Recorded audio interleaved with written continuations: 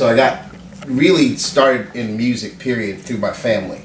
You know, my parents played a lot of music. My brother is a singer, still is. And I was just trying to do what they were doing, what my brother and sister were doing. My sister was an actress and my brother was a singer, so I thought I'd do both. So I'd hear a lot of music in the house, and they were always in some sort of performance mode, and so I was always influenced by them. I'd hear like Santana and Braxis played a lot in my house, a lot. We also like a lot of jazz. Miles Davis, Bitches Brew was played. I still have that album. They played on this big like Grundig stereo thing. It's like it was a piece of furniture.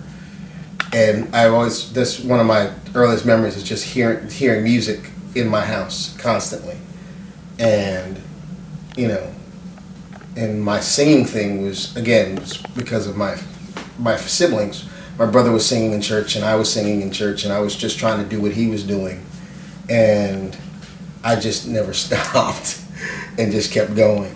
When I was about 17 or 18, I went to a hardcore matinee at CBGB's and I saw Bad Brains, and my whole world got flipped around. Just the whole hardcore scene just became all I was thinking about, and all I wanted to do was go to these like hardcore shows constantly, and I was always at a hardcore show with the Cro-Mags and just a bunch of bands and hanging out on the Lower East Side and Williamsburg and Brooklyn, just going to these basically they were warehouse parties with these bands and people going nuts, and that was my world for a very long time. So that was a major influence. You know, we were always in theoretical bands. I was always in some sort of band that thought they were going to do something and they never got out of the basement or their mother's house or whatever.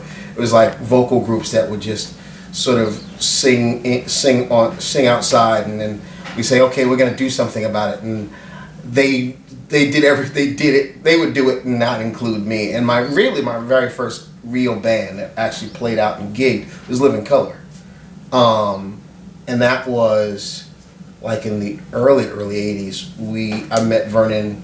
You know, as the story goes, I met Vernon at a birthday party. This girl I was dating previous to this, and he had gone there with his sister to this birthday party, and there was this whole thing. They wheeled out this giant birthday cake, and she told everybody, no one's singing happy birthday to me, Corey's singing happy birthday. So I sang happy birthday, and then I struck up a conversation with Vernon. Vernon and I, he was somewhat impressed by what I was doing, and then we had this conversation about music, and he had just gotten off the road, I think with Joe Bowie, and we were talking about music and talking about bands and talking about the kind of music we want to do.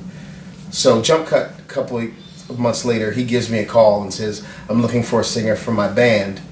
Would you mind coming over and listening to some music and I'll audition you? And I said, fine. And it turns out he lived 6 blocks away from me. I walked to his house. I heard a bunch of this music. None of the stuff that wound up on the first Living Color record. Although I Want to Know was the one song that did wind up on the, and Funny Vibe were the 2 songs that wound up on the first Living Color record. And I auditioned, and he called and he said, okay, I'll let you know what's going on, and the rest, as they say, is history. And you know, I can't complain. I love that. I love this band. I love Living Color, and it's my family.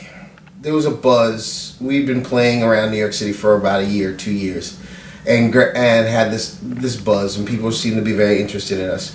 And one night we were playing at CBGB's, and all these people were coming, and there was one point when Mick Jagger came with Jeff Beck to come see us play.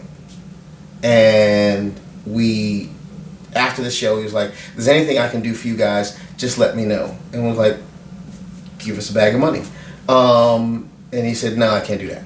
So he said, tell you what, I'm mixing and recording my record here in New York City. Why don't you come into the studio, and during our off time, record some demos and see if that helps. So we went to the studio on 48th Street and we recorded Which Way to America, we recorded Glamour Boys, we recorded Broken Hearts, I believe. We recorded a couple of songs, and that subsequently got us our deal. And in the midst of that, we wrote Cult of Personality, and again, ta-da, here we are.